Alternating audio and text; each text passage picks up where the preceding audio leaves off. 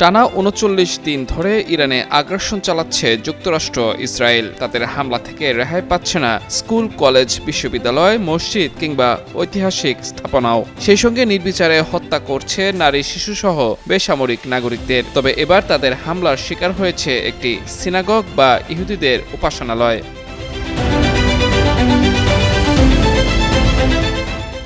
স্থানীয় সময় মঙ্গলবার ইরানের বেশ কয়েকটি গণমাধ্যম জানায়, ইসরায়েলের হামলায় তেহরানের রাফিনিয়া সিনাগগ সম্পূর্ণ ধ্বংস হয়ে গেছে। স্থানীয়দের ধারণা, মসজিদ মনে করে সিনাগগটিকে টার্গেট করে থাকতে পারে ইসরায়েল ও যুক্তরাষ্ট্র। সিনাগগটিকে ইরানের উত্তর পূর্বাঞ্চলের খোরাসান অঞ্চলের ইহুদিদের জন্য অন্যতম গুরুত্বপূর্ণ সমাবেশ ও উৎসবের স্থান হিসেবে ধরা হতো।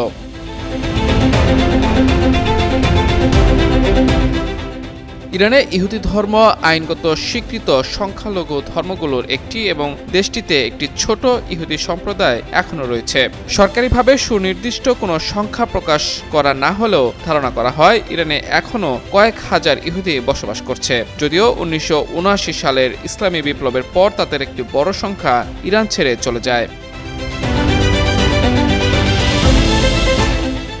এদিকে যুক্তরাষ্ট্রের যুদ্ধবিরতির চুক্তিতে রাজি না হলে ইরানকে উড়িয়ে দেওয়ার হুমকি দিয়েছেন মার্কিন প্রেসিডেন্ট ডোনাল্ড ট্রাম্প। তেহরান সেই প্রস্তাব অন্যায্য অভিহিত করে প্রত্যাখ্যান করার পরই ব্যাপক হামলা শুরু করেছে ওয়াশিংটন ও তেল আবিব। এর অংশ হিসেবে ইরানের আবাসিক এলাকায় বোমা হামলায় ২ শিশুসহ অন্তত ১৮ জন নিহত হয়েছেন।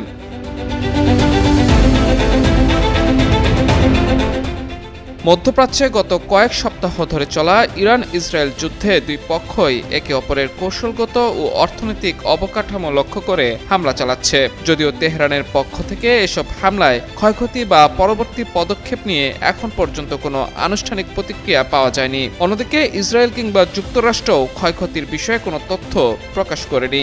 বিশ্লেষকদের মতে ইরানের অভ্যন্তরে একের পর এক শিল্প ও সামরিক কেন্দ্রে ইসরায়েলি এই হামলা মধ্যপ্রাচ্যকে একটি ভয়াবহ দীর্ঘস্থায়ী যুদ্ধের দিকে ঠেলে দিচ্ছে।